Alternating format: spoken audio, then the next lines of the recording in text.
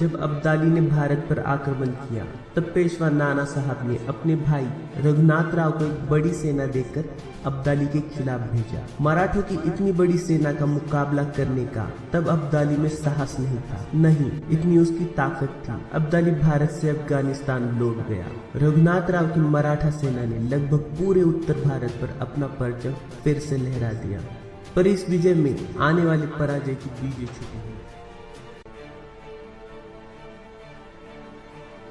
रघुनाथ दादा राजनीति की कम समझ रखते थे। उन्होंने राजपूतों और जाटों के खिलाफ काफी कम रुख अपनाया और ज्यादातर लोगों को अपने खिलाफ कर दिया। मराठों के पुराने स्नेही जाटों के राजा सूरजमल के खिलाफ किया युद्ध एक ऐसी ही राजनीतिक अपरिपक्वता का उदाहरण था। सिखों और राजपूतों को भी रघुनाथ राव ने अपने खिलाफ कर दिया। पानीपत के युद्ध में मराठों की थोड़ी बहुत सहायता की तो वो की सिर्फ सूरजमल जाट ने, पर रघुनाथ राव की सबसे बड़ी भूल थी कि उन्होंने नजीब खान रोहिले को जिंदा छोड़ दिया। इंदौर के सरदार मल्हार राव होलकर ने नजीब को अपना पुत्र माना था और उन्होंने नजीब खान को बार बार बचाया। उन्हें लगता था कि नजीब पेशवा की राह में वो अकेला रोड़ा है जिसे अगर दूर किया गया तो पेशवा की सत्ता अनभिषिक्त हो जाएगी और उन्हें और उनके साथी सरदारों को पेशवा की उंगलियों पर नाचना पड़ेगा। मराठों में सीधे तौर पर गुट पड़ चुके थे, जैसे इंदौर के होलकर, ग्वालियर के सिंधिया, नागपुर के भोसले। पर रघुनाथ राव की उत्तर की लड़ाई में ये सीधे तौर पर राजनीति खेलने लग गए। होलकरों के बाद सिंधिया घराना भी नजीब के झांसे में आ गया। दत्तोजी सिंधिया भी नजीब की राजनीति का शिकार हो गए। उन्होंने बाद में अपनी जान का मोल चुकाकर अपनी इस भूल की कीमत चुकाई। नजीब खान ने सिंधियाज को इस झांसे में रखा कि वो उनके लिए यमुना पर पुल बना देगा। इस तरह से उत्तर के दो महत्वपूर्ण सरदार होलकर और सिंधिया दोनों को चुप रखकर उसने अपना खेल खेलना शुरू कर दिया। उनसे छुपकर उसने अहमद शाह दुर्रानी यानी अब्दाली को भारत बुलाया। 1756 के मुकाबले अब्दाली अब काफी ताकतवर बन चुका था। अफगानिस्तान में अपने विरोधियों को खत्म कर अब्दाली अब अपनी ताकत के चरम पर था, पर फिर भी क्या वो मराठों का अकेले मुकाबला कर सकता था? इसका उत्तर था नहीं। पर उसके पास नजीब खान नाम का वो कपटी इंसान था जो अपने फायदे के लिए कुछ भी कर सकता था। नजीब खान ने जिहाद के नाम पर उन्हीं राजाओं से युद्ध में धर्म के नाम पर शामिल होने की याचना की जिन्हें उसने पहले कभी अपने स्वार्थ के लिए धर्म की अलग धारा होने का कारण निकालकर प्रताड़ित कर दिल्ली से भगाया था। रोहिले, पठान, अफगान राजाओं को अब्दाली से जोड़कर उसने दुर्रानी की सेना को लगभग दुगनी कर दिया। अयोध्या का राजा शुजा-उद-दौला उन्हीं प्रताड़ित नवाबों में से एक था जिसके पिता को नजीब खान ने कारस्थान करके दिल्ली से निकाल खदेड़ा था। हम बात कर रहे सादत खान के वंशज सफदरजंग की, जिन्होंने अब्दाली को मानपुर की लड़ाई में चित कर दिया था। सदाशिव भाऊ एक काफी होशियार कूटनीतिज्ञ थे। उन्होंने अपनी कुशलता को निजाम को उदगिर में हराकर साबित कर दिया था। साथ ही वे उत्तर के राजाओं का महत्व जानते थे। उन्होंने अपनी कूटनीति से हिंदुस्तानी राजाओं को और खासकर शुजा-उद-दौला को अपनी ओर करने की काफी कोशिशें की, पर ऐन मौके पर नजीब खान ने शुजा-उद-दौला को अफगानों के पाले में खड़ा कर दिया। अयोध्या के संसाधन अब्दाली के साथ जाने से अब दोनों पाले बराबरी पर आ गए। युद्ध का नतीजा अब किसी भी ओर जा सकता था। सिर्फ युद्ध का खर्चा ही 20 लाख रुपए आना था, पर पेशवा ने सिर्फ 6 लाख रुपए देकर सदाशिव भाऊ को रवाना किया। साथ ही पेशवा ने एक मूर्खता का निर्णय लिया। उसने 50,000 के करीब बूढ़ों और औरतों को सेना के साथ ये कहकर भेज दिया कि वे सुरक्षित तीर्थ यात्रा करेंगे। युद्ध से पहले पानीपत के करीब मराठों की सेना ने काफी दिक्कतें सही थी। उनके संसाधन लगभग खत्म हो चुके थे। वे खाने के लिए तरस रहे थे। सदाशिव भाऊ ने सैकड़ों बार नाना साहब को खत लिखकर मदद के लिए याचना की, कम से कम रसद की उपलब्धता कराने की याचना की, पर तब हमारे पेशवा नाना साहब विवाह कर रहे थे।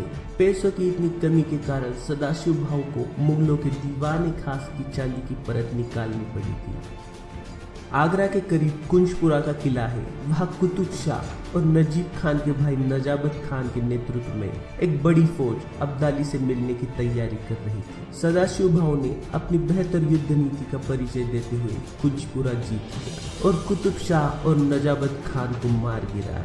इस युद्ध में इब्राहिम खान गारदी ने अपने शौर्य का परिचय दिया। अफगानों का काफी बड़ा कत्ले आम हुआ।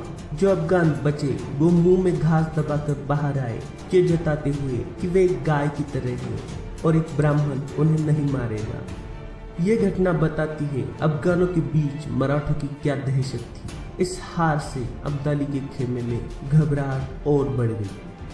कुछ दिनों बाद अब मराठों की सेना पानीपत में बैठी थी, जिसने अफगानिस्तान से अब्दाली को तोड़ दिया था।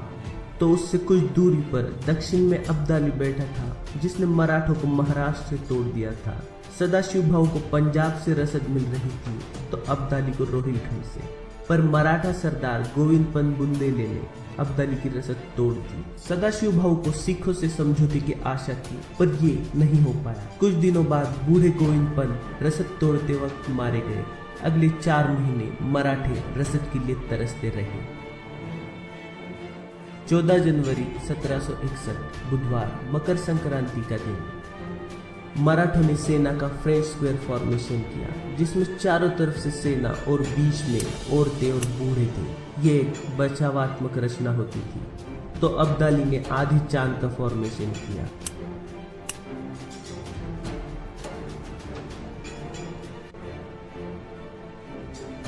इब्राहिम खान गारदी का तोपखाना अब आग उगलने लगा था।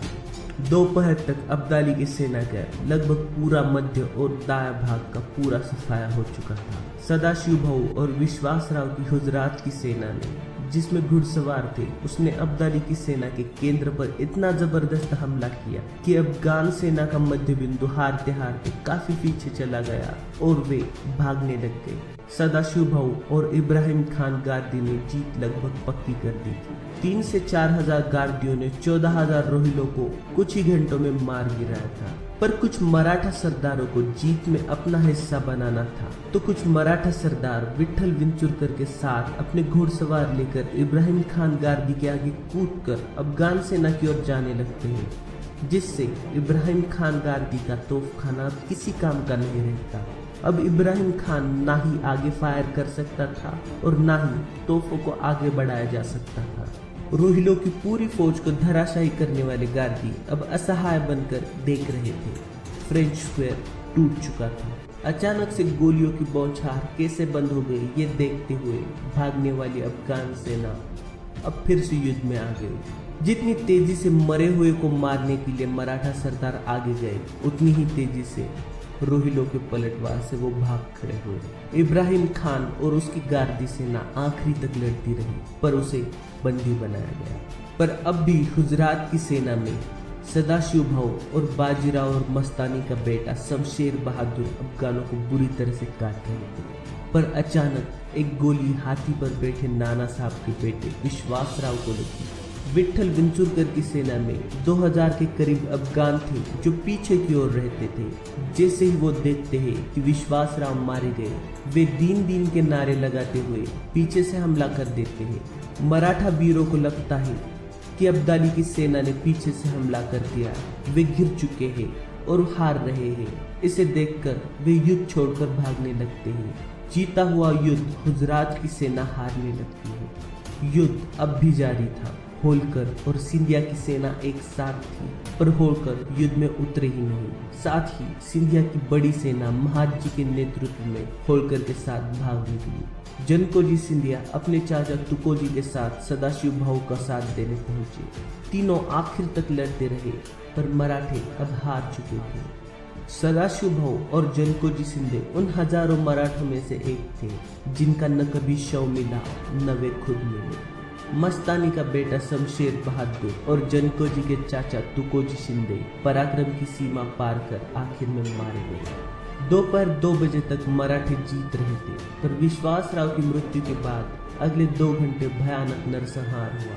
पर जो इस नरसंहार को रोक सकते थे, वे तो अपनी सेना के साथ युद्ध से भाग निकल गए थे। हार के कई दोषी हैं नाना साहब पेशवा, रघुनाथ राव, मल्हार राव होलकर, विट्ठल विंचुरकर और भी कई। आपको हमारा ये एपिसोड कैसा लगा हमें जरूर बताएं।